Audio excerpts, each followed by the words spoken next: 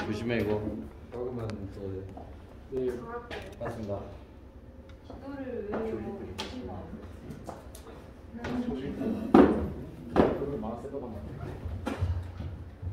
오늘이 이제 통합수업 마지막 다음 주부터는 이제 학교 과정으로 이제 오시면 됩니다. 공부하면 오늘 오시면 되고요. 국주 안녕. 지금? 좀 오시면 되고요. 적어도 한 6시까지는 오신다고 생각하셔야 될 거예요. 시험들 좀 봐야 되고 분석도 해야 되고 하니까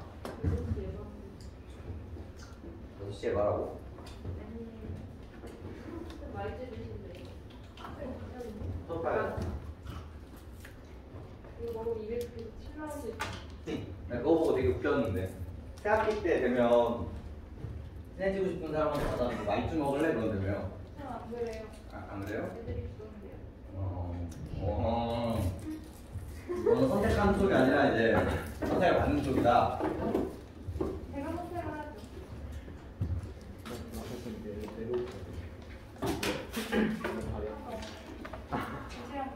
정말 고맙네요. 이거 갔다 왔다 했는데. 쓰레기 새끼인데. 여기 저기 어디요? 알아봐 주시면 돼요. 너 마음 잘 챙겨 이거. 뭐야? 네, 여기 도둑이 있을 것 같진 않아요. 건물생신 몰라요? 건물생신. 이거 때문에. 안 주세요. 자꾸 저안 주세요. 아 이게 두 개야. 야, 크게 이거 양상추예요. 그러게. 맞죠? 그만하자고. 지금도 졸업한 친구가 표지 하나 만들어주고 있는데 어떻게 쓸지 모르겠네. 제가 만들어드릴까요? 디자인 거예요. 진짜? 네. 하나에 1,000원을 샀게. 그 정도는 열정페이 아니에요? 5,000원 어때? 약간 왜요? 뭐 마음 같고 쓰면 뭐 10만 원 주고 싶지만 그러면은 논란의 여지가 있지 않을까? 아, 볼까요? 자 오늘의 목표. 오늘의 목표는 상승수를 늘린다고 생각하시면 됩니다. 저번 주에 이어서 뭐 오늘 모의고사도 없고 딱 C만 6, 7, 8개 정도 갖고 간다고 생각하시면 됩니다. 앞에 세 작품은 저번 주처럼 이제 각 학교에 메인되는 작품들 좀 보여드릴 거고요. 저번 시간에 이은 작품들이라고 생각하시면 됩니다. 저번 시간에 뭐 배웠니 서준아? C 기억나나? 첫 번째. 눈. 그렇죠. 이 민주주의 운동에서 이야기했을 때 빠짐없이 등장하는 작품이죠. 근데 여러 번 봐야 되는 거고 결국 이제 긍정적 시어와 부정적 시어를 나눌 수 있는 아주 대표적인 작품이기 때문에 좀 기억을 하셔야 되고요. 누가 쓰셨죠? 그 정도 해야 돼. 이제 시인이 뭐 그렇게 중요하진 않지만 알고 있으면 알고 있을수록 여러분도 좋아요. 어떤 식으로든 좀 단축을 해야 된단 말이에요. 시간적인 부분들을. 김수영 아저씨가 쓰셨죠. 그래서 앞으로 김수영이라는 이름이 딱 뜨는 순간 아, 이 시는 그럴 확률이 높겠구나라고 생각을 해주셔야 된다는 거예요. 그렇게 할 수 있어야 돼요. 앞으로 더 잘하시려면. 그리고 첫 번째가 뭐였어? 또 니들 할 거라고 니들 할 거만 얘기하자. 첫 번째가 뭐였죠?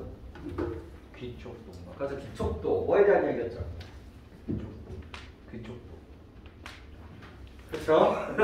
결국은 이제 저번 주에 배웠었던 누구와 김소월 아저씨와 서정주 아저씨의 연관성에 대해서 그 키워드가 뭐였죠? 전통적 소재를 사용을 한다라고 이야기를 하고 그다음에 순수시에 대해서도 조금 이야기를 해드렸습니다. 눈 같은 경우는 시대를 반영을 하는 참여시 이런 기촉도 같은 경우는 개인의 감정만 보여주고 있죠.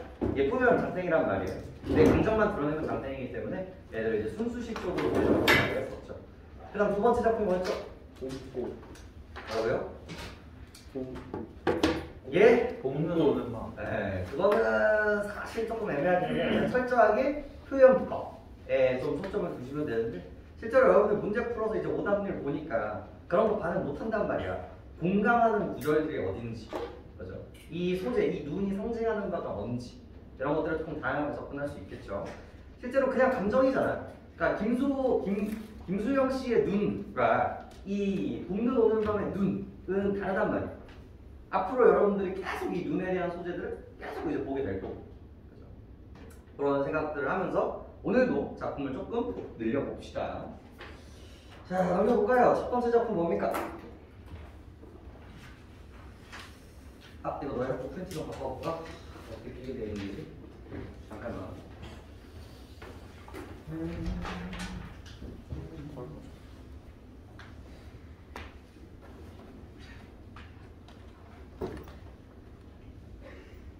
치는 거 아니야? 짝! 이마를 쳐야 되는데 지금 앞머리 때문에 이마를 나는 진짜 어머니가 사가지고 애가 탈북을 했어. 그게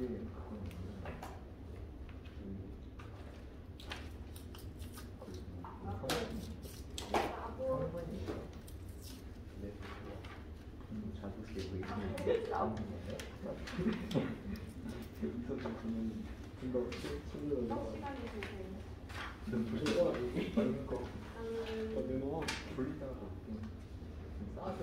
재밌는 거 하는데 모든 반에 적당히 있어. 음악 세게 좋아. 메인 작품 주시는 거예요? 혹시 교재하셨니 이거? 네. 아하. 뭐 그죠? 그냥 봅시다 그럼. 고지선 찍어주지 않았나요? 그랬어요? 안 보내고 있어요? 그렇게까지 친절하게 있어요? 저 되게 친절하게 했는데. 하지만 내 핸드폰 거기 기억나고 있어. 봅시다. 자, 오늘 배울 메인 작품 이제 정호승 씨의 슬픔이 기쁨에게입니다. 이제 정호승 아저씨까지 가면 약간 민주주의와 같은 뉘앙스기는 하지만 조금 달라요. 이게 이제 민주주의는 보편적 가치잖아요. 약간 시대적 가치잖아요. 이 민주주의가 억압되고 있으니까 우리가 이걸 이겨내자. 그래서 이제 껍데기는 가라와도 이제 연동을 시켜드렸었죠. 그때도 약간 어때? 동안 너무 이루고, 그죠? 그다음에 그 뭐지? 4월 4.19 혁명 이런 식으로 되게 역사적인 이슈들과 함께 같이 엮인단 말이에요. 근데 이 슬픔의 기쁨의 같은 경우는 어떤 거에 좀 포지션이 되어 있어요? 인간 소외. 그쪽이 이제 자유의 억압 쪽에 초점화가 되어 있다면, 그러니까 적이 되게 분명하단 말이에요. 그쪽 그 억압되어 있는 정권이. 근데 얘 같은 경우는 소외받는 인물에 대한 이야기를 이제 하고 있죠. 우리가 이제 도시화를 발전을 하면서 따라 되게 얻은 게 많단 말이에요. 수많은 개발도상국의 롤모델이기도 해요, 우리나라가. 이렇게 단기간에 발전할 수 있었던 이유들을 이제 세계들이 이제 조명을 해서 이제 따라하려고 노력을 되게 많이 하는데, 근데 그만큼 잃어버린 게 되게 많아요. 그만큼 잃어버린 게 엄청나게 많습니다. 그 중에 이제 하나가 이제 인간 소외라는 거지. 실제로 우리나라는 되게 웃겨요. 이제 여러분들도 마찬가지고, 그냥 뭐랄까 이 얘기도 되게 많이 해드리는 부분들 중에 하나인데, 여러분들은 지금 이제 코로나 때문에 조금 다르기는 하지만 8시에 이제 출근을 해가지고 8시에 이제 가가지고 10시까지 야자를 하잖아요. 근데 그거에 대해서 여러분들이 크게 불만이 많이 없어요. 그렇잖아요. 근데 여기 혁명의 나라인 프랑스는요, 이제 애들이 너무 공부를 못하는 거야. 프랑스 총리가 생각을 해보니까. 근데 얘네들은 12시까지가 필수 수업이에요. 그 다음부터는 자율활동이에요. 스케이트를 타든 지가 공부를 하든 자동차 가가지고 그 공부를 하든 지 마음대로 이제 활용할 수 있거든요. 근데 너무 그러다 보니까 학력 평가가 너무 처참한 거야. 이 전 세계적으로. 그래서 그러면 우리가 벤치마킹을 이제 어디를 하는 거예요? 제일 높은 한국을 이제 벤치마킹을 하게 되는 거예요. 보니까 얘네들 10시까지 공부를 하네. 그러니까 이제 그러면 10시까지 무리니까 한 4시까지만 공부를 하자. 필수적으로 4시까지만 좀 붙들고 공부를 시키자. 라고 했더니까 학생이 어떻게 해요? 이제 화염병을 던지기 시작을 하는 거예요. 우리는 그렇게 살지 못한다. 던지면서 우리에게 자유를 이런 식으로 이제 하는 나라가 프랑스예요. 그러니까 이런 게 국가 색들이 조금 있단 말이에요. 근데 우리는 어때? 그냥 하는 거예요. 그냥 꿋꿋이 하는 거거든요. 그런 지점들이 우리나라를 발전시키는 지점들이 되게 많아요. 가족을 위해서. 그러니까 개인주의와 공동체주의는 다 장단점이 있잖아요. 근데 우리나라 같은 경우는 그 공동체주의가 되게 세요. 내 여동생을 위하여, 내 어머니를 위하여 그거를 다 묵묵히 견뎌서 청구했었단 말이에요. 그러다 보니까 이제 그냥 넘어가는 것들이 있는데, 이것도 이제 마찬가지라는 거지. 이런 발전을 하면서 따라서 소외받는 계층들이 계속 늘어났음에도 불구하고 우리는 그걸 이제 방치하는 경우도 조금 있었단 말이에요. 그래서 이제 문제의식을 이 지식인, 시인이 그걸 인지하게 되고 그거에 대해서 이제 이야기를 하겠다는 거죠. 애초에 이 소재를 썼다라는 것 자체가 이 기저에 어떤 감정이 깔려있는 거예요. 앞으로 이런 작품들은 어떤 감정을 기저로 하고 있다고? 이 소외받는 계층에 대한 연민, 동정심 이런 감정들이 깔려있다. 이런 생각들을 하시면서 좀 접근을 해주시면 좋을 것 같습니다. 자, 보도록 하죠. 자, 슬픔이 기쁨에게 라고 이야기를 하고 있죠. 나는 이제 너희에게도 슬픔을 주겠다. 자, 나에서 시작이 되네 벌써. 나. 어쩌다 뭐에 대한 이야기야? 뭐에 대한 이야기가 나올 수 있을까? 나. 활짝. 그래서 화자죠. 여기 화자는 뭡니까? 뭐에 대해서 화자가 어떻게 됐다? 지금 표면적으로 들어가 있는 화자라는 걸 우리가 체크를 할 수가 있겠죠. 그리고 이 나는 누굴까라고 생각을 하시고, 그 다음 너에게도 슬픔을 주겠다라고 이야기를 하고 있죠. 나와 너의 관계에 대해서 이제 고민할 필요가 있겠고, 그리고 어떻게 하고 있어요? 슬픔을 주겠다라고 이야기를 하고 있죠. 이 get 때문에 어떤 이미지가 잡히고요? 미래라는 이미지가 잡히는 거고요. 앞으로 그러하겠다라는 뉘앙스가 이제 잡히는 거예요. 그리고 get,다. 우리 항상 미래의 선언어감이 항상 끌려오는 게 뭐예요? 단순히 미래만 아니라 나는 그것을 하겠다. 나는 그걸 먹겠다. 어떤 이미지가 같이 갖을 수밖에 없다는 거예요? 이 get이라는 선언어감이 만들어지는 의지죠. 의지적 태도를 우리가 확인할 수 있다는 거예요. 이게 이제 어미가 가지고 있는 힘이에요. 이런 시들에서 등장하는. 그래서 우리가 이제 글을 전통적으로 알고 있으니까 우리 제목 자체가 뭐였어? 슬픔이 기쁨에게였잖아. 그럼 이 제목을 입각해서 봤을 때 이 나는 뭐의 확률이 높고요? 이 슬픔이고요. 이 너는 기쁨으로 해석하는 게 일반적일 수 있겠구나라는 생각 정도는 이제 할 수 있다는 거죠. 물론 그것들 이제 확인하는 단계들이 있기는 하겠지만. 그리고 이 작품에서 가장 중요한 포인트이기도 하죠. 사랑보다 소중한 슬픔을 주겠다. 사랑보다 소중한 슬픔을 주겠다. 요거 때문에 이제 정발고는 뭐가 이제 확정됐습니까? 이 역설과 반어를 구분하는 문제가 무조건 나올 거라는 게 확정이 됐어요. 자, 사랑 같은 경우에 일반적으로 이제 긍정이라고 판단하는 부분들이고, 슬픔이라고 이야기했을 때는 뭐예요? 부정으로 판단하는 부분들이었죠.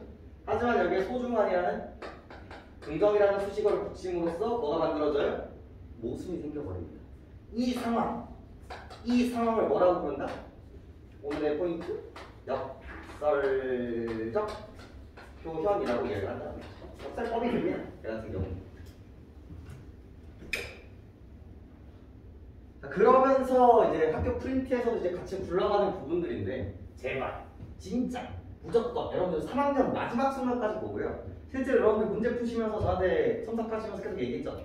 근데 여러분뿐만 아니라 다 같이 틀려가요. 뭐와 뭐의 차이를 구분하지 못하기 때문에, 역설과 단어의 차이를 구분하지 못하기 때문에 이제 틀려오는 거죠. 이런 이미지들을 형성하는 데 있어서 이런 예시들은 언제나 중요하고요. 자, 우리가 지금 역설을 배운 거고, 역설의 포인트는 뭐냐면 모순이 얘가 반드시 A와 B가 반드시 이미지가 있어야 두 가지 이미지. 지금처럼 소중한 슬픔 이렇게 나와야 된다는 말이야. 가장 대표적인 예시가 뭐 있었어? 소리 없는 아우성. 이렇게 됐을 때 얘는 없고 얘는 있기 때문에 얘가 역설이 되는 거잖아요. 그죠? 또 대표적인 역설이 또 뭐 있었어? 별별이 이룩하는 축복. 요것 같은 경우도 이미지가 두 가지가 같이 있기 때문에 역설이 되는 거고요. 그리고 우리 이육사의 절정. 마지막 문장이 뭐였죠? 겨울은 강철로 된 무지개인가 보다라는 이미지가 잡힌단 말이에요. 얘는 차가움, 무기, 부정성 이런 이미지였고, 얘는 부드러움, 희망이기 때문에 얘가 역설법이 되는 거예요. 그럼 반어법은 뭐냐는 거지. 얘는 모순이 아니에요. 내가 하고 싶은 말 대신에 걔를 해주는 거예요. 지금 얘는 속성이 A, B잖아요. 그럼 내가 원래 A를 얘기하고 싶지만 뭘 던져주는 거예요? B를 던져주는 거란 말이에요. 얘 대신에. 그러니까 표면적으로는 속성이 몇 개일 수밖에 없는 거야. 한 개일 수밖에 없는 거야. 우리 배웠어, 반어법. 소준아, 뭐 있게? 뭐 있었게? 반어법 배우는 작품.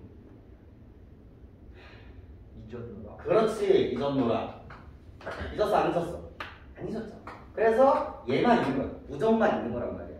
하지만 내가 하고 싶은 얘기는 뭐예요? 잊었다. 아, 잊지 않았다. 요거를 표현하고 싶었단 말이야. 근데 얘는 안 보이잖아, 지금. 속성 2개, 속성 1개. 정말 러프하게 우리가 확인할 수 있는 부분들이란 말이야. 그리고 오늘 그리고 진짜 많이 틀려오는 게 진달래거. 왜 그렇게 많이 틀려오는지 모르겠어. 내가 죽어도 아니 눈물 흘리겠습니다. 흘리겠습니다. 이렇게 나왔을 때 나는 흘린다 안 흘린다? 존나게 흘릴 거다. 하지만 안 흘리겠다 해서 끝난단 말이에요. 도대체 여기 속성이 대칭되는 게 어디냐는 거죠. 여기가. 없죠? 그래서 얘네들 뭐라고 부르는 거야? 단어라고 이야기하는 거야. 말고는 거의 무조건이라고 생각하시면 됩니다.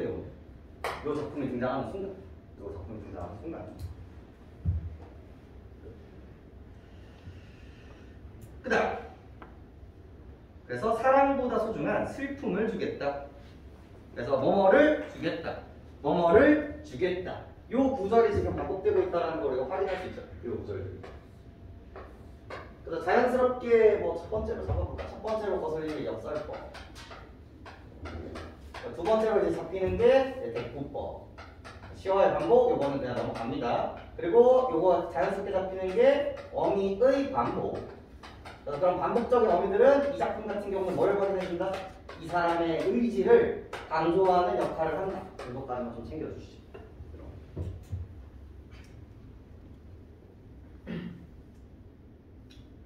되게 추상적이잖아요. 그래서 이제 조금 더 디테일한 이야기들로 이제 얘기를 하게 되겠죠. 살아온 겨울밤 거리에서 귤 몇 개 따놓고. 우리 이제 짬밥이 생겼잖아요. 이 시간감이 나옵니다. 겨울밤 요라고 잡혔으니까 얘가 뭐야? 시력 혹은 혹독한 현실로서 해석을 하시는 게 가장 합리적이겠죠. 이 겨울밤 속에서 이제 누가 있는 거야? 할머니가 이렇게 발전하는 그림실 귤을 까놓고 추워서 이렇게 오도독을 떨면서 이러고 있는 장면이 이제 그려져야 된단 말이야. 근데 이 사람이 상징하는, 요 할머니가 상징하는 지점이 뭐겠냐는 거죠. 바로 소외받는 이웃이라고 보시면 되겠죠. 소외받는 민중들, 소외받는 사람들이라고 생각을 하시면 되겠죠. 사회적 약자, 이렇게. 살아온 추위와 떨고 있는 할머니에게 귤값을 깎으면서 기뻐하던 너를 위하여라고 이야기를 합니다. 그래서 이 기쁨이라는 단어가 되게 부정적이라는 걸 이 실질적 예시를 통해서 우리가 인지를 할 수가 있는 거예요. 지금 나는 기뻐. 이 기쁨. 얘는 지금 기쁘단 말이야. 그 이유가 뭐예요? 이 사람의 뭐가 발현됐기 때문에 이기적 태도가 충족이 됐기 때문에 오는 기쁨이라는 말이에요. 아, 내가 귤을 뭐 했다? 거기서 오는 이기적인 감정이라는 거죠. 그래서 이제 이 사람들을 뭘 했었어야 되는데 배려하고 동정하고 영민을 느꼈어야 되는데 그거 느껴요 안 느껴요? 안 느끼기 때문에 얘는 마냥 기쁨이.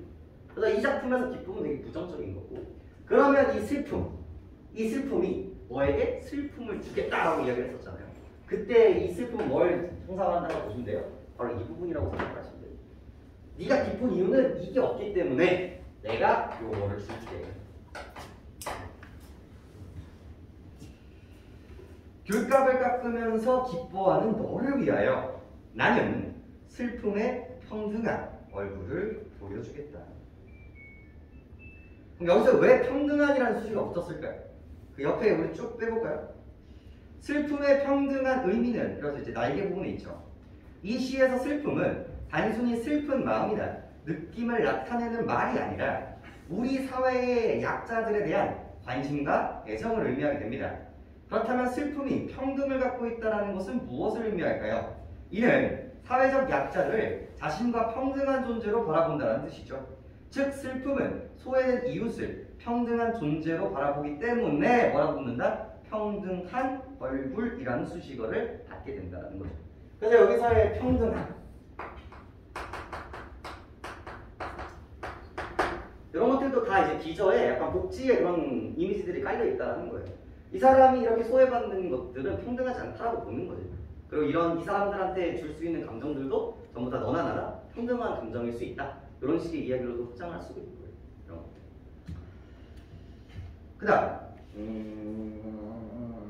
그래서 내가 어둠 속에서 너를 부를 때 단 한 번도 평등하게 웃어주지 않은 가만히에 덮인 종사자가 다시 얼어 죽을 때 가만히 한 장조차 덮어주지 않는 무관심한 너의 사랑을 위해. 자, 끊어볼까요? 그래서 두 번째 에피소드가 나와요. 두 번째 에피소드가 나오는데 어떤 에피소드입니까? 동사자가 나오죠. 눈 내리는 날에 이 사람이 그냥 죽어버리는 거예요. 그럼 우리는 원래 뭘 해야 돼? 사실 요즘은 그러면 안 돼요. 그게 동사 조금 그런 말이지만 저렇게 사람 있으면 신고를 해야지 가서 도와주거나 그러시면 요즘은 좀 큰일 납니다. 이런 건데 여기서의 포인트는요. 가만히 덮인 동사자가 다시 얼어 죽을 때. 이 구절을 조금 뽑아봅시다. 동사자가 다시 얼어 죽을 때. 자, 얘는 이미 이제 뭐에 대한 이미지를 같이 갖고 있어요? 얼어 죽음의 이미지가 이제 같이 있단 말이에요. 근데 다시 죽는다라는 이미지가 괜찮아요? 이상해요? 이상하단 말이에요. 그래서 여기 역시도 충분히 뭐라고 등장할 수 있습니까? 역설적 표현이 등장할 수 있는 부분이죠. 같이 있으면 안 되는 게 모순되어 있는 상황이라는 걸 다시 한번 확인할 수가 있고요. 강조하기 위함인 거야. 이 사람은 추위 때문에 죽었어. 하지만 또 뭐 때문에 죽은 거야? 무관심 때문에 또 죽어버린 거야. 그러니까 우리나라는 그런 게 되게 중요하거든요. 이제 혼을 달래준다, 예의를 갖춘다라는 거였죠. 그래서 누군가가 죽어줬을 때 땅에 묻어야 안식을 채워준다라는 이야기가 되게 많았어요. 하지만 이 사람은 그런 안식조차 이제 허용되지 못했다라는 거죠. 근데 과연 이게 맞느냐? 맞는 사회인가? 우리가 인간이라면, 우리가 같은 공동체라면 이렇게 하는 것이 맞는 것인가? 이런 것들에 대한 고민들을 여러분들 그리고 시를 읽는 사람들한테 자꾸 메시지를 던져주고 있는 거예요. 그래서 가만히 한 장조차 덮어주지 않은, 여기서 가만히 한 장은 의미가 있겠죠? 여기서 가만히 한 장. 이걸 정말 많이 나옵니다. 최소한의 관심. 이거는 좀 많이 나와. 이거 다 마찬가지예요. 영리, 공정, 다 똑같은 말입니다. 적으시면 되겠습니다.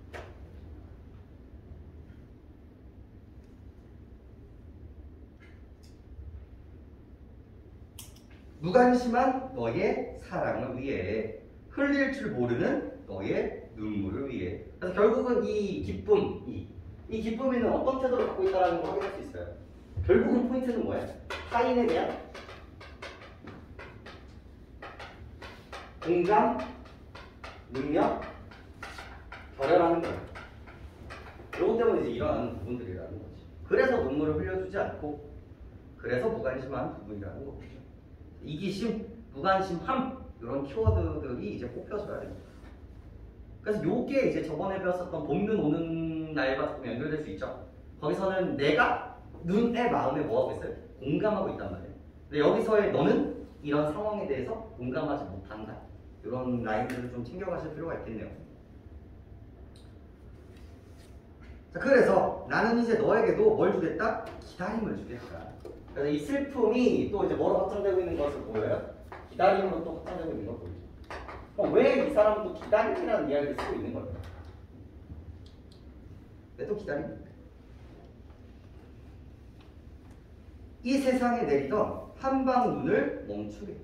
자, 이것도 되게 많이 나오는 구절이에요. 이 작품 배우지 않더라도 안 배우시는 학교에서도 되게 많이 등장하는 구절이거든요. 한방 눈을 멈추게. 여태까지 이 사람이 하고자 했었던 건 뭐예요? 결국은 이 소외받는 계층들에 대한 연민과 동정심을 보여주자라는 게 매칭이잖아요. 이 주제의식이잖아요. 그럼 얘 역시도 이제 마찬가지라는 거예요. 그걸 이해를 하셔야 돼요. 근데 봐봐, 이렇게 지켰을 때 한방눈의 속성은 뭐냐라고 물어봤을 때 얘를 긍정이니 부정이냐고 했을 때 대답을 할 수 있어야 된단 말이야. 이걸 멈추겠대. 그럼 얘는 긍정이겠어, 부정이겠어? 얘는 부정적으로 인지를 해야 된다는 거예요.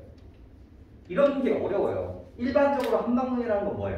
부드러움, 따뜻함, 동심, 순수성. 이 한방이라는 게 되게 부드러운 뉘앙스가 되게 강하거든요. 그래서 한방눈과 쌀이눈이라는 대칭도 정말 많이 쓰이고, 하지만 여기서는 어때요? 부정적으로 사용된다. 그럼 우리가 맥락적으로 이제 알 수 있겠지. 이 한방눈이 상징하는 바는 뭐예요? 얘네들이 힘들게 하는 시력, 고통, 그래서 여기서의 이 겨울밤, 즉 계절적 이미지. 겨울이라는 계절적 이미지와 겨울을 나타내는 눈이라는 이미지는 철저하게 부정적으로 쓰이고 있다는 걸 확인할 수 있다는 거예요. 한방눈이라는 단어가 뭉실뭉실함에도 불구하고요. 보리밭에서 한방눈을 멈추겠다. 자, 보리밭에 내리던 뭘 가지고? 봄눈을 내리고 추위에 떠는 사람들의 슬픔에게 다녀와서 눈 그친 눈길을 너와 함께 걷겠다. 그러면서 이제 이미지가 이제 대칭이 되는 것을 다시 한번 확인할 수 있죠. 겨울이라는 소재를 철저하게 부정적으로 썼기 때문에 이제 뭐가 등장해요? 계절의 차이점들이 이제 등장을 하게 됩니다. 그래서 이 겨울 그리고 봄이 만들어지는 거고요. 똑같은 눈이지만 이때의 눈 한 방울은 부정이고 이때의 눈은 철저하게 긍정적으로 쓰이고 있다는 걸 확인할 수 있죠.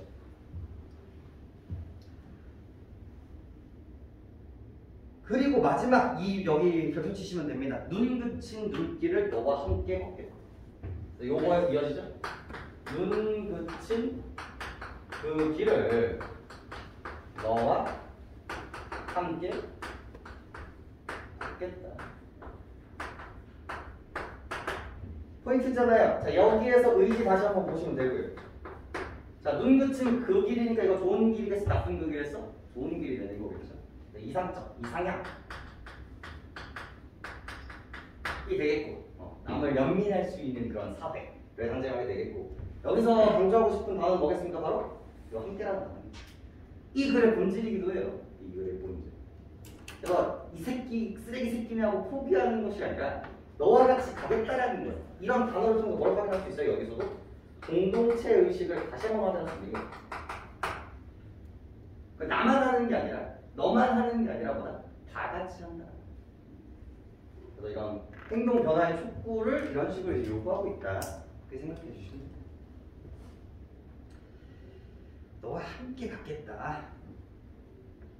그래서 슬픔의 힘에 대한 이야기를 하면서 그래서 슬픔의 힘이라는 건 결국은 뭐겠습니까? 바로 이거겠죠. 네가 슬픔을 알아야만 뭘 안다? 그 슬픔을 느끼는 상대방에 대해서 알 수 있다. 이런 식의 이야기가 되는 거겠고 기다림의 슬픔까지 걸어가겠다. 그래서 앞에서 내가 이 기다림을 준 이유가 뭐겠어?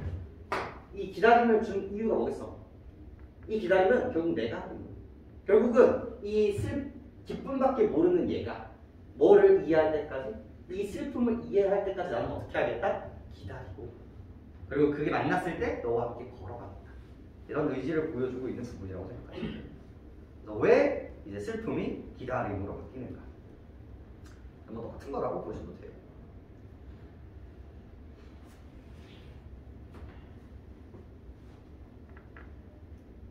그래서 특징만 조금 다시 한번 볼까요? 그래서 이기적인 삶에 대한 반성 및 더불어 살아가는 삶의 가치 추구가 주제의식으로 잡히고요. 특징 1번 보니까 상대방에게 말을 건네는 방식으로 이거는 뭐 결국 4번 해가지고 뭐가 돼요? 말을 건네는 방식 그렇게 구조화가 되는데 이거 똑같은 말이 뭡니까? 똑같은 말이 대화체 여기 근데 절대로 찍으시면 안 되는 게 뭐예요? 대화라고 하면 틀립니다. 대화는 물리적인 환경이 만들어져야 돼. 그럼 누가 대답을 해줘야 돼? 슬픔이가 대답을 해줘야 돼. 너 기다려? 약간 이렇게 대답을 해줘야 되는데 안 한단 말이지. 그런 이미지가 없어서 포인트가 되겠고 그럼 뭐 하겠다라는 반복을 통해 운율감을 형성하고 타자의 의지적인 자세를 효과적으로 드러내고 있다. 요 어미의 반복이자 의지강조 쪽으로 생각해 주시면 되겠고 요거를 조금 문학적 유식한 말로 뭐라고 부를까? 맨 마지막 단어가 반복이 된다. 위율 음의 위치가 반복됨에 따라서 만들어지는 운율감이라는 게 있었죠. 얘를 뭐라고 해? 각운이라고 이야기를 하죠. 마지막이 이제 반복이 되니까 다리각자를 써서 각운이라고 이야기를 합니다. 이런 것들 보시면 되고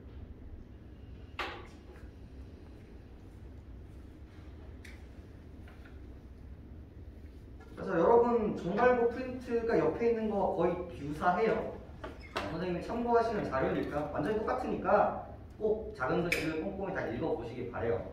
특히나 19풀이 같은 것들 그리고 이해와 감상 같은 것들도 여러분들이 그러니까 내가 탐사가 하다가 화가 나는 이유는 그거야.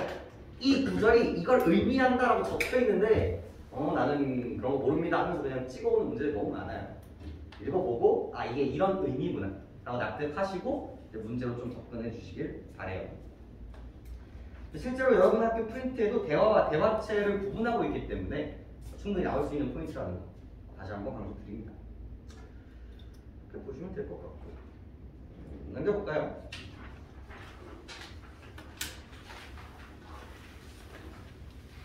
뭐 시어의 상징적 의미는 뭐 거의 무조건 나오겠죠.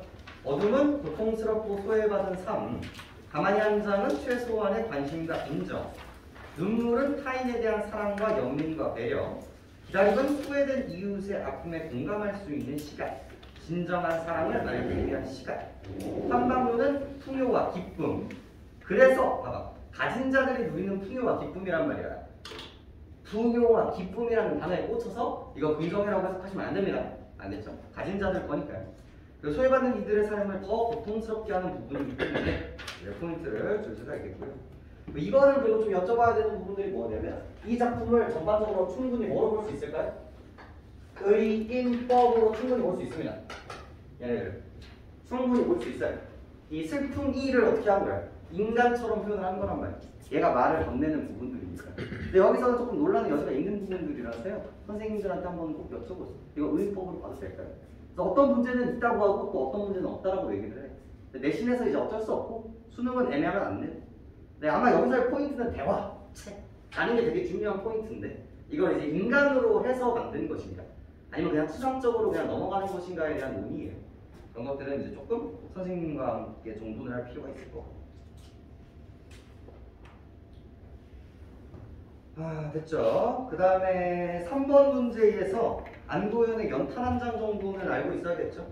또 다른 말도 많고 많지만 삶이란 그 아닌 누구에게 기꺼이 연탄 한 장 되는 것. 3번 문제에 거기에 있어요. 그럼 여기서 연탄이 상징하는 건 뭐겠냐는 거지. 이 연탄은 자기를 태워가지고 남을 따뜻하게 만든다는 말이에요. 그럼 여기서 이제 똑같은 것 찾으시오라고 이야기하면 뭐가 되겠어? 슬픔, 기다림 이쪽으로 챙겨주시면 되겠고 희생 이런 이미지로서 이제 등장하는 부분들이니까 잘 챙겨주시기 바래요. 이 정도면 되지 않았을까? 1, 2, 3, 4 슬쩍 풀어볼까요? 지금 풀어봅시다.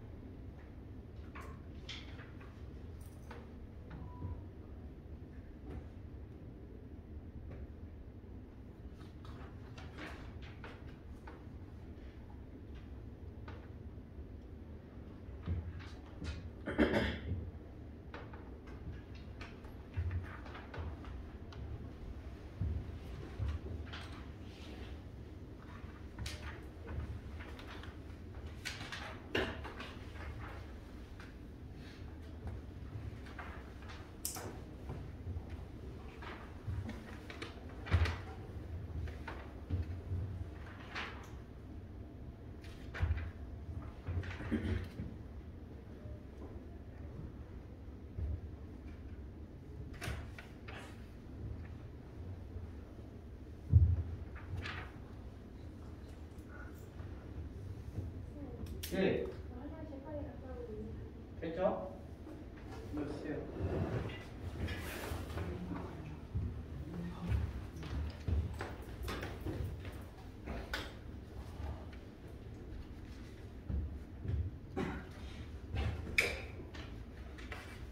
몸이 아프지? 편안한가? 약간 감기 기운이 있는 것 같은데? 선생님 때문에 그러다 코로나 걸렸어요.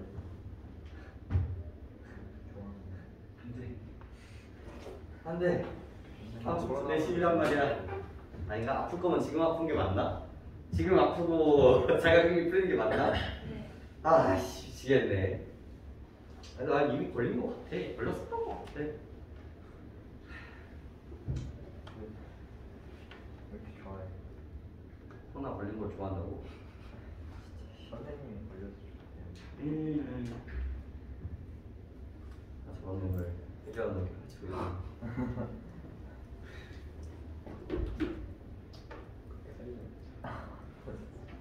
가볼까요? 1번 이 시에 대한 설명으로 적절하지 않은 것은 이제 사실 적절하지 않은 것보다 맞는 답들이 훨씬 더 중요한 넘버링들이에요. 1번 보시면 같은 어미의 반복을 통해 의지적 태도를 드러내고 있다. 진짜 많이 나옵니다. 이 작품뿐만이 아니라 어미를 가지고 의지를 만드는 부분들은 너무나 중요한 부분이니까 체크하시고, 답이 이제 2번이죠. 특정 장면을 회상하면서 지난날의 회기를 촉구하고 있다. 이런 부분들, 아까 그 할머니 장면이나 이런 부분들을 회상이라고 볼 수 있겠지만, 하지만 그걸로 가자라는 건 말이 안 되죠. 오히려 그걸 부정적으로 바라보고 있기 때문에 그걸 고치자, 수정하자라는 걸 촉구하고 있다고 볼 수 있겠죠. 말을 건네는 방식, 상징적인 의미를 가지고 있는 시어, 그리고 대상에 대한 새로운 관점, 즉 이 슬픔이라는 게 원래 우리는 일반적으로 어떻게 느껴져요? 부정적으로 느낀단 말이에요. 하지만 여기서의 슬픔은 남을 이해할 수 있는 도구로서의 역할을 하고 있기 때문에 긍정적으로 인식을 할 수 있다는 거죠. 그래서 2번에 1번이 그렇게 연결이 되는 부분들이에요. 슬픔이 긍정적 가치를 지닐 수 있다는 걸 새롭게 알게 된다. 이게 바로 이 교과서에서, 그리고 이 고등학교 문학이라는 장르가 여러분들에게 주려고 하는 메시지, 이런 문학 작품을 통해서 이런 것들을 획득할 수 있다. 이런 거. 2번, 3번, 4번, 5번 다 괜찮고 5번이 포인트겠죠? 이 작품의 포인트는 게으름이 아니라는 거죠.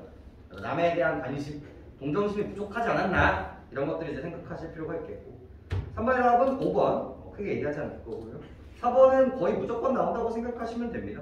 한방문이라는 가지고 있는 인상, 긍정이지만 맥락을 읽어보면 부정적으로 된다는 점, 그리고 이제 부정적인 시력, 소외받는, 고통받는, 소외받는 계층, 이런 것들이 주제의식이었잖아요. 그런 것들을 같이 물어볼 수 있는 구조이기 때문에 우리 작품연구소에서 그대로 나오고 있죠. 한방문이 가지고 있는 소재들이 잘 쓰셨을 거라고 생각합니다.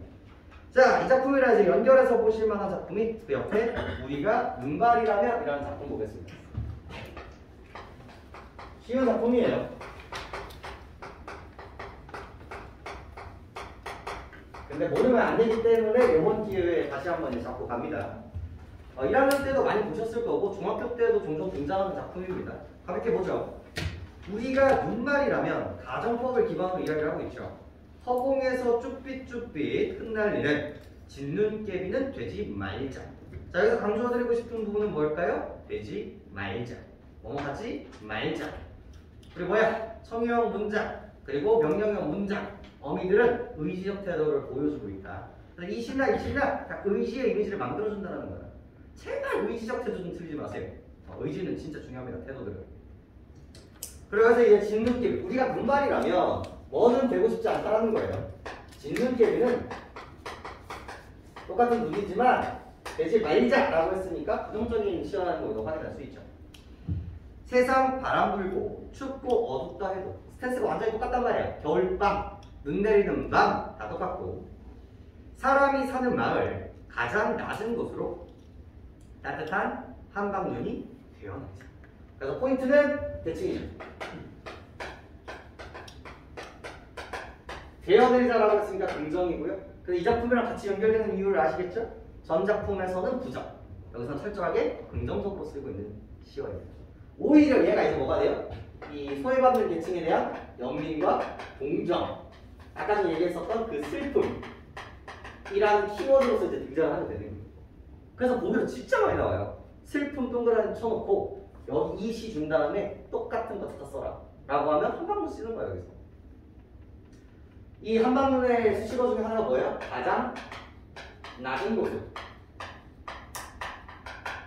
이런 구절들이 바로 뭐다? 소외의 이미지라고 보시면 되겠고, 그런 것들이. 그리고 한방눈이에서 붙어있는 따뜻한 이런 촉각적인 심상을 통해서 긍정적 이미지를 좀 더 강화시키고 있고요. 우리가 눈발이라면 똑같은 대꾸 보이시죠? 잠 못 든 이의 창문가에서는 잠 못 드는 이들은 소외받는 계층들일 거고 그래서 앞에 서 있는 작품, 앞에 있는 작품 할머니 그리고 동사자와 연결될 수 있는 구조가 만들어지죠. 잠 못 드는 이의 창문가에서는 뭐가 되고요? 이 한방눈이 뭐가 되고? 편지가 되고 한방눈이 편지가 되고 그의 깊고 붉은 상처 위에 돋는 뭐가 되자? 대살이 되죠. 그래서 주제의식이 완전히 똑같습니다. 완전히 똑같은데 소재를 사용하는 방법이 지금 대칭이 되어 있죠. 한방눈이라는 기점에서. 그래서 꼭 보여드려야 되는 작품이에요. 그래서 위시도 그렇고 이시도 그렇고 어떤 이미지가 되게 중요해요. 이런 긍정과 부정의 분계 방식이 뭐야? 상반된 시어를 사용하고 있다. 이 이야기가 안 나오기가 되게 어려운 작품들입니다. 저는. 수능에서도 진짜 많이 나와요. 이렇게 돼야 사실 문제를 낼 수가 있거든요. 설사 이제 긍정 부정이 아니더라도 속성이 대칭이 돼야 돼요. 모든 시들이. 그래야 문제를 출제를 할 수가 있어요.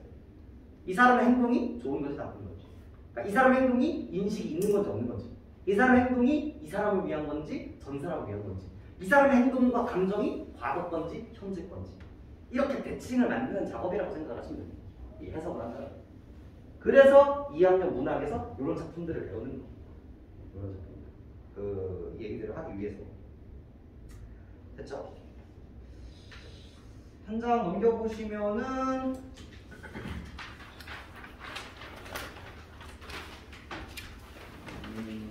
뭐 그렇게 어렵지 않죠? 뭘 읽어보면 굳이 얘기할 필요는 없을 것 같네요. 뭐 한강동 편지 3살과 진눈깨비 바람의 대칭, 그리고 청유형 어미, 뭐 하지 말자 이런 것들에 대한 의지적 태도 이런 것들은 다 챙겨가시면 좋을 것 같고요.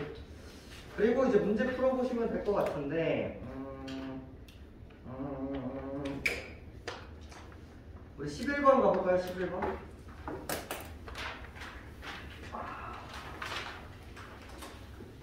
이거 너무 쉽네.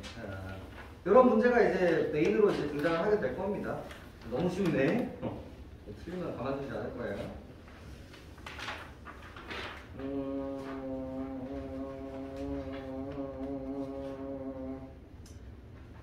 18번.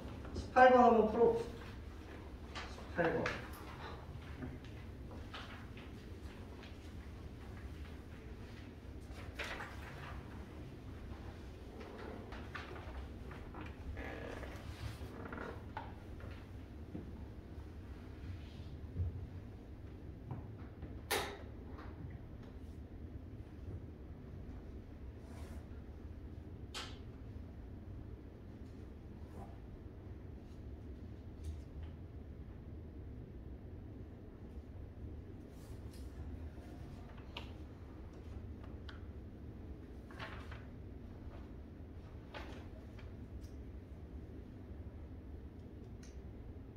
포인트가 되는 단어가 있죠.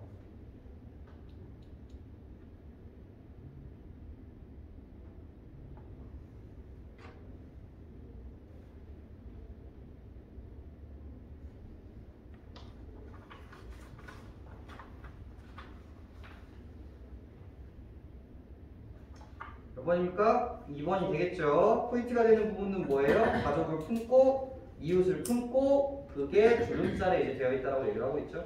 그래서 2번이 이제 정답이 돼야 되고요. 근데 만약 2번이 없다. 그러면 몇 번이 될까요? 3번이 될 수도 있습니다. 충분히 3번이 될 수가 있어요. 왜? 마지막 볼까요? 먼 옛날 어느 분이 내게 물려주듯이 나도 뭐야? 묵은 의자를 비워주겠다. 이게 상대방에 대한 뭐를 보여주고 있어요? 배려를 보여주고 있거든요. 근데 이제 조금 좀 철학적인 얘기들도 같이 연결되어 있어서 조금 애매하긴 한데 2번이 너무나 명확했었죠. 그래서 2번이 좀 더 괜찮고요. 1번은 절대로 아니에요. 왜냐면 마지막 줄 보시면 하늘만은 함께 있어주지 않았던 거잖아. 그러니까 남들은 다 없는데 누구는 있었다? 하늘은 있었다 이거기 때문에 외롭지만 사람이라는 게 본질적으로는 외롭지만 그래도 살아갈 수 있는 힘은 있다. 이런 식의 이제 주제의식으로 연결되는 부분들이라서 얘는 조금 애매할 수 있습니다. 그러면 혼자는 아니다에서 꽂히시면 안 돼요. 항상 이제 마지막 줄까지 좀 읽으시면서 이제 메시지를 좀 보실 필요가 있겠고. 14번 잠깐 볼까요? 14번. 자, 14번 작품은요, 이 소외받는 대상이 화자가 되는 겁니다. 근데 이 시인이 추구하는 바는 똑같은 거예요. 이 시인이 이 소재를 가져다가 쓰는 것 자체가 이 소외받는 계층들에 대한 연민과 동정심을 보여준다라고 말씀을 드렸어요. 그래서 얘는 화자 자체가 소외받는 계층이에요. 가난하다고 외로움을 모르겠는가? 너와 헤어져 돌아오는 눈 쌓인 골목길에 새파랗게 달빛이 쏟아지는데, 그러니까 나는 외로움을 안다 모른다? 안다. 가난 때문에 사랑하던 님과 뭐 해줄 수밖에 없는 거예요? 헤어질 수밖에 없는 거예요. 하지만 헤어지지만 그렇다고 해서 내가 외로움을 모르는 건 아니다. 가난하다고 해서 두려움이 없겠는가? 두 점을 치는 소리, 방범대원의 호각 소리, 메밀묵살의 소리에 눈을 뜨면 멀리 육중한 기계 굴려가는 소리. 이 청각적인 심장을 통해서 그 당시 사회 상황을 보여주고 있다고 생각을 하시면 되겠습니다. 방범대원의 호각 소리 같은 경우는 뭡니까? 되게 통제하는 삶이라는 걸 확인할 수 있고요. 그 다음 육중한 기계 굴러가는 소리는 뭐예요? 사람들이 돌아다니지 말라고 막아놨지만 결국 밤늦게까지 우리 노동자들이 열심히 일을 해야 되는 세태를 얘기를 하고 있는 부분들이란 말이에요. 가난하다고 해서 그리움을 버렸겠는가? 어머니 보고 싶소 수없이 내어 보이지만 집뒤 감나무 까치밥으로 하는 남았을 새빨간 바람 소리도 그려보지만 내가 그리워. 그래서 내가 어디로 가고 싶어요? 고향으로 가고 싶단 말이에요. 내가 가요 못 가요? 못 가요. 하지만 그리움 없는 건 아니다. 가난하다고 해서 사랑을 모르겠는가? 내보내 와닿던 너의 뜨거운 입술, 사랑한다고 속삭이던 내 숨결, 돌아서는 내 등에 터지던 울음. 가난하다고 해서 왜 모르겠는가? 가난하기 때문에 이것들을, 이 모든 것들을 걸어야 된다는 것을. 그래서 이 화자는 뭡니까? 이 소외받는 계층들이고, 소외받기 때문에, 가난하기 때문에 이 모든 것들, 인간의 기본적인 감정들을 포기해야 하는 상황을 서리법을 통해서 보여주고 있는 작품이라고 보시면 됩니다. 작품 쓴 이유가 뭐라고요? 얘 주제의식이랑 똑같아서 보여드리는 거예요. 자, 대상에 대한 연민, 동정, 그러니까 얘네들에 대해서 관심을 갖자. 그래서 여기서 나는 앞서 나서던 할머니, 농사자, 소외받는 이웃들과 동일한 지점들이라고 생각해 주시면 되겠습니다. 표현법 하나 챙겨가실 거면 어딜 밑줄 치시면 되냐면요. 새빨간 감 바람 소리 그려보지만 여기 있죠. 얘는 조금 유명한 구절입니다. 우리 감각적 신상을 할 때 시각, 촉각, 미각, 후각, 청각한 다음에 뭐가 붙어요? 공감각적 신상이 있잖아요. 그래서 푸른 종소리. 그래서 공감각적 신상 배우잖아요. 근데 그 다음에 나오는 게 뭐예요? 복합적 이미지라는 게 있어요. 그러니까 공감각을 얘기하기 위해서 오답으로 제시하는 복합적 이미지가 있거든요. 얘는 고향을 형상화하는데 두 가지 감각을 같이 쓰고 있는 거예요. 하나가 뭐로 쓰고 있고요? 새빨간 감, 끊고, 시각. 그 다음에 바람 소리. 끊고, 청각. 그래서 이 고향을 청각과 시각을 통해서 복합적 신상, 복합적 이미지로 쓴다는 게 특징이죠. 여기서 공감각이라고 이야기하면 큰일 납니다. 얘는 좀 챙겨가시면 두고두고 쓰는 작품 중에 하나예요. 요 구절. 됐죠? 그래서 세 작품 정도 챙겨봤습니다. 네, 이 교수는 여기까지. 자, 쉬었다가 공부를 해봅시다.